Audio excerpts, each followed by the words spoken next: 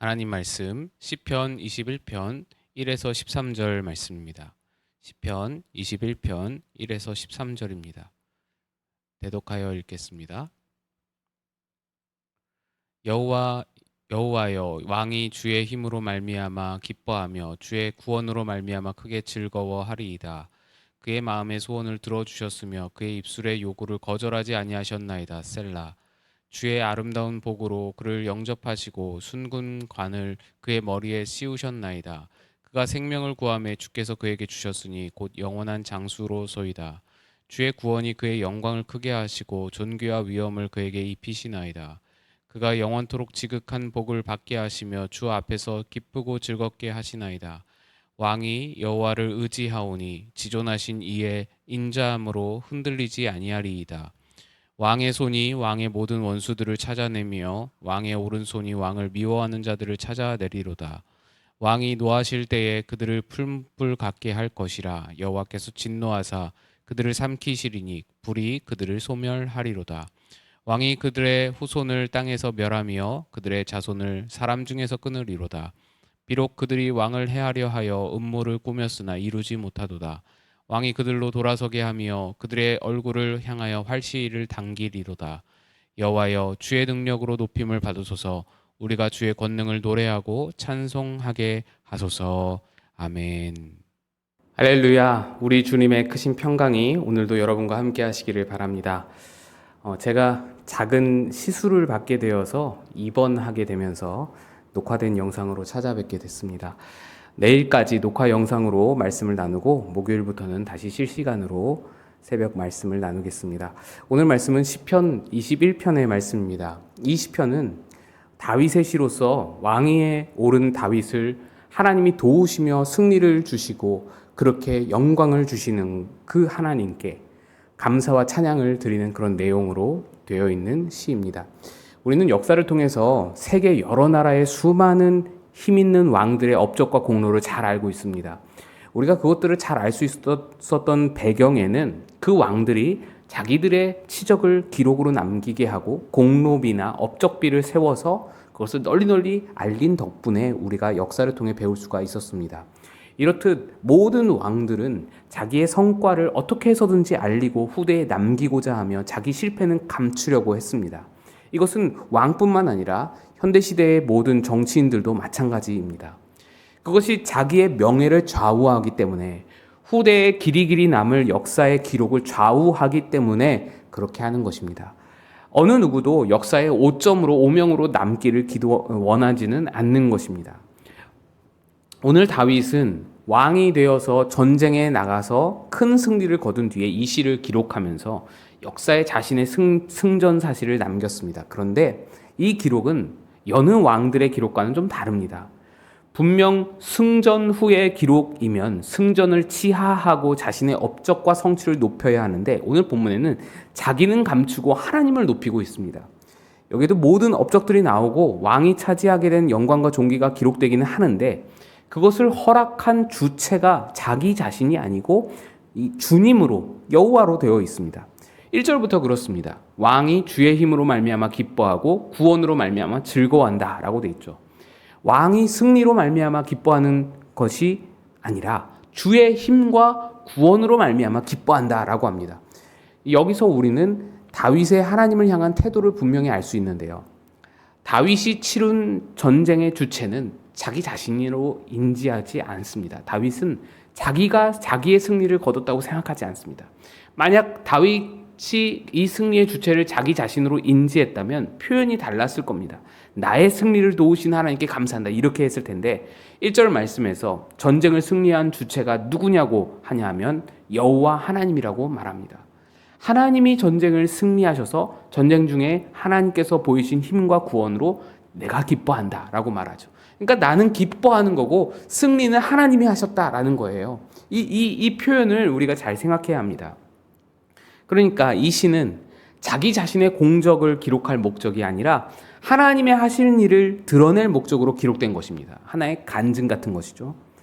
간증이라는 것은 내게 하신 하나님의 일을 드러내는 것입니다. 우리는 간증이라고 하면 나 같은 사람이 무슨 간증이냐고 그런 말을 하시면서 간증은 아무나 하는 것이 아니라 뭔가 가지고 있는 사람이 하는 것이다라고 생각을 하는데 사실은 그렇지가 않습니다. 그러한 생각은 간증에 대한 오해 때문인데요. 우리는 간증이라고 하면 무슨 커다란 성취를 거둔 사람이나 어떤 큰 질병을 이긴 사람들이 하는 것으로 생각을 합니다. 그런데 그렇지 않습니다. 간증은 그저 내게 있었던 하나님의 일하심을 말하면 되는 것, 내게 일하신 하나님의 역사를 드러내는 것, 그 모든 것이 다 간증이 될 수 있습니다.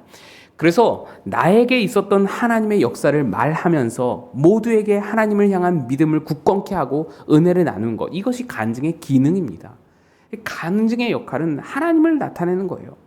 그런데 우리 가운데서 간증이 점차 사라지는 이유가 무엇입니까? 자꾸만 간증이 자기 자랑의 도구가 되고 자기 어떤 업적과 성공과 성취를 드러내는 그런 도구로, 기능으로 작용하기 때문에 그렇습니다. 저도 많은 분들의 간증을 들어봤지만 듣고 나서 하나님의 일하심이 남는 간증은 정말 손에 꼽습니다. 하나님이 하신 일이 기억나는 간증은 몇 안 됩니다. 대부분은 간증한 사람이 기억에 남죠. 그가 무슨 일을 이뤘고 어떤 성취를 거뒀고 어떤 어려움을 이겨냈는지 그런 것들이 남는 것입니다. 그건 바람직한 간증이 아닙니다. 그런 간증들이 반복되다 보니까 자꾸만 교회 내에서 간증이 터부시되기 시작했고 이제는 많은 교회들에서 간증이 사라지게 된 것입니다. 사실 그것이 사람의 본성입니다. 나를 드러내고 싶죠. 내가 나타나고 돋보이기를 원하죠. 하나님의 이름을 빌려서 나를 드러내기를 원하는 겁니다. 그것이 우리의 본성입니다. 그러나 우리는 이것을 알아야 합니다. 우리는 하나님의 나라와 영광을 위해 부름을 받은 자들입니다. 우리 자신은 하나님 앞에 그 어떤 의와 선도 만들어낼 실력이 없습니다. 우리 인생에 선한 것이 있다면 이는 모두 다 하나님이 주신 것이고 하나님의 선물입니다. 우리는 이 일에 대해 솔직할 수 있어야 합니다. 내가 한 것이 없다고 인정할 줄 알아야 돼요. 내가 나를 높이는 것은 세상의 법칙을 따라서 세상의 인정을 받고자 하는 추구입니다. 내가 나를 높이면 잠시 높아지는 듯하고 큰 소리 칠 수 있게 되는 듯 싶지만 그 높아짐이 우리 영혼에 절대로 만족을 주지 못합니다.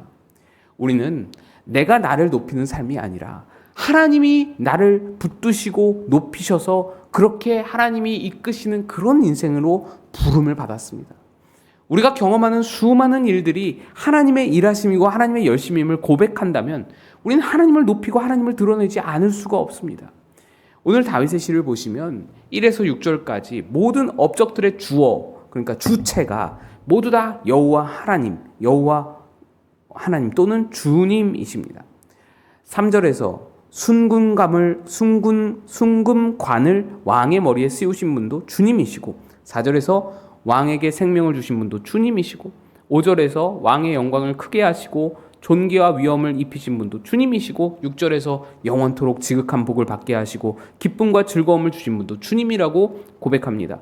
이것이 다윗의 하나님을 향한 자세였습니다. 그리고 마지막 13절을 보시면 여호와여 주의 능력으로 높임을 받으소서 우리가 주의 권능을 노래하고 찬송하게 하소서. 다윗은 자기 이름이 높아지기보다 하나님이 높아지기를 바라며 하나님의 권능이 나타나기를 바라고 있는 것입니다. 이것은 이 시편뿐만 아니라 성경 곳곳에 드러나 있는 다윗의 자세인데 바로 이 태도, 이 자세, 이 마음을 통해 다윗의 훌륭함이 돋보이게 되는 것이죠. 다윗의 훌륭함은 다윗 자신의 것이 아닙니다. 다윗은 작고 볼품없는 자기 자신을 들어서 하나님의 일과 하나님의 역사 가운데 참여하게 하신 하나님의 일하심을 뚜렷이 보고 그것을 증언한 자로 살았습니다. 다윗은 스스로 자기 자신을 높이고 자기 공로를 드러내며 스스로 칭송할 필요가 없었습니다. 하나님이 그를 높여주시고 그에게 승리를 주시기 때문입니다. 다윗은 자기가 힘쓰고 애쓰고 노력해서 승리를 거머쥐는 인생이 아니라 하나님께 붙들려서 하나님의 일이 이루어지고 하나님의 은혜가 임하는 삶을 살아간 것입니다.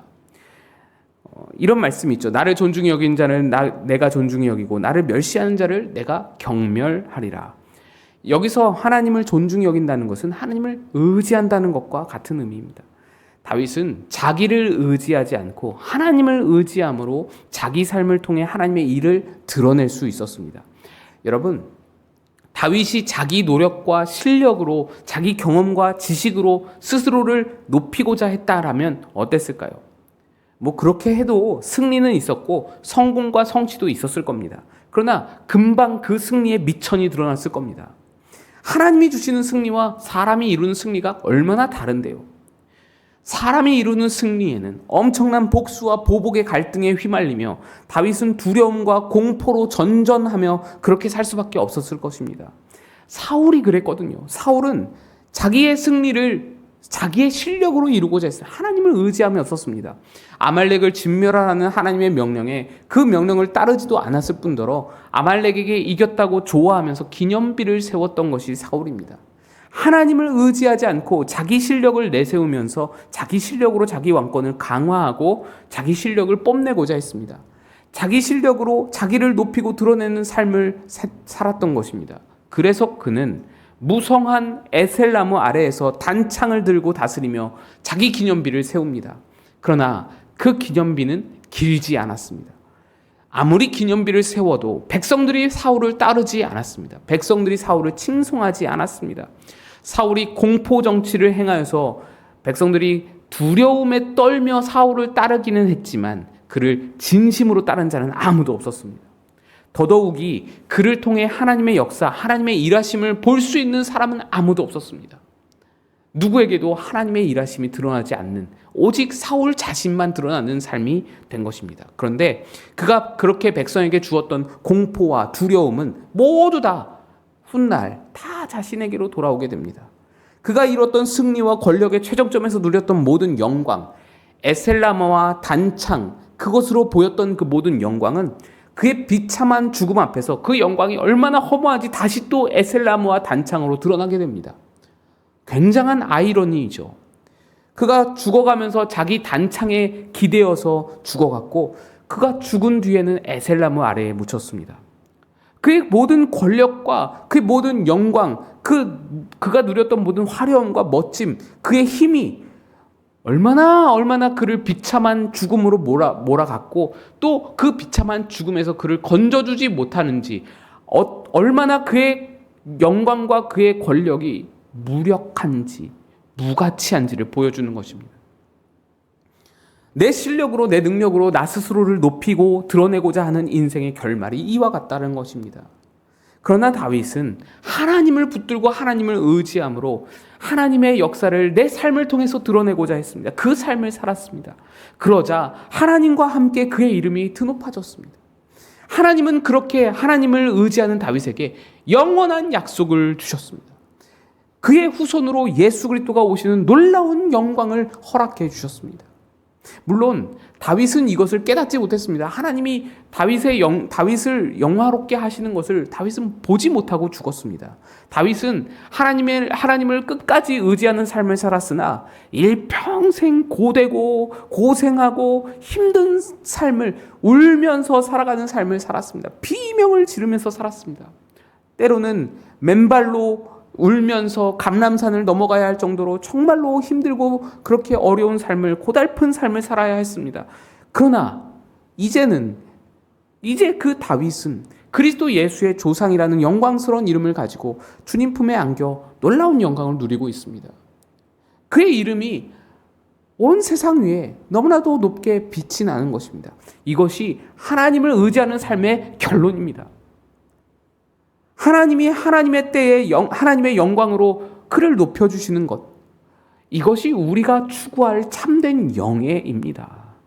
이 땅에서 사람 앞에서 높아지지는 못하더라도 하나님 나라에서 우리를 높여주심이 우리의 참된 영광이고 우리의 참된 결론입니다. 하나님을 의지하는 자는 반드시 이 결론으로, 이 결말로 나아가게 되는 것입니다. 오늘도 여러분의 삶에서 내가 내 노력과 내 열심과 내 경험과 내 지식과 내 실력으로 내 스스로를 높이는 인생이 아니라 하나님을 의지함으로 하나님이 주시는 영광으로 살아가는 자, 하나님을 의지함으로 하나님이 주시는 은혜로 살아가는 자, 그러한 삶을 살아가시는 여러분 다 되시기를 주님의 이름으로 축복드립니다. 기도하겠습니다. 아버지 하나님, 오늘도 우리에게 주신 말씀을 우리가 붙들고 하나님을 의지하며 하나님의 은혜를 누리며 하나님의 주시는 영광을 누리며 살아가는 자 되기를 소망합니다. 주여 함께 하시고 도와 주시옵소서. 함께 기도하며 나아가겠습니다.